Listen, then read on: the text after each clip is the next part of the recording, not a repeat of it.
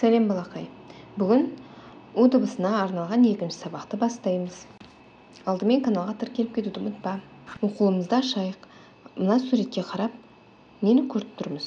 Астында сызба берілген, соған сәйкес сөздерді атауымыз қажет. Ұлу, тауық, бұзау, суретшіні көріп тұрмыз, иә? Енді астындағы сызба бойынша бірінші сөз бұл ұлу. Ұлу. Бұл жердегі у дыбысы дауысты, себебі дауыссыз лының жанында тұр. Келесі бұзау. Бұл жердегі у дауыссыз, өйткені дауысты аның қасында тұр. Келесі тауық. Бұл жердегі тауық сөзіндегі у дауыссыз дыбыс, өйткені дауысты адан кейін келіп тұр. Келесі суретші. Бұл жердегі у дауысты, себебі дауыссыз сыдан кейін келіп тұр. Балақай, у дыбысы бірде дауысты, бірде дауыссыз. Егер ол дауысты дыбыстың қасында келетін болса, дауыссыз дыбыс болады. Ал егер у дауыссыз дыбыстың қасында тұратын болса, онда ол дауысты болады.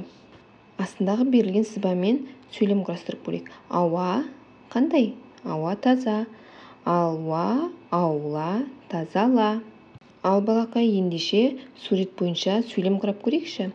Суретші ненің суретін салып жатыр? Суретші ұлудың суретін салды. Суретшінің қасында бұзау және тауық бар. Енді келесі тапсырмаға назар аударайық. Бұл жерде бізге жаңылтпаш берген, бірақ бұл жаңылтпаштардың орындары балақай ауысып кеткен. Соны біздер дұрыстап оқуымыз қажет. Лаура, аула, арала. Лаула, алау, лаула. Алаула, алау, алаула. Келесі балақай, мына әріптерді бос төркөзге орнына қойып оқу қажет.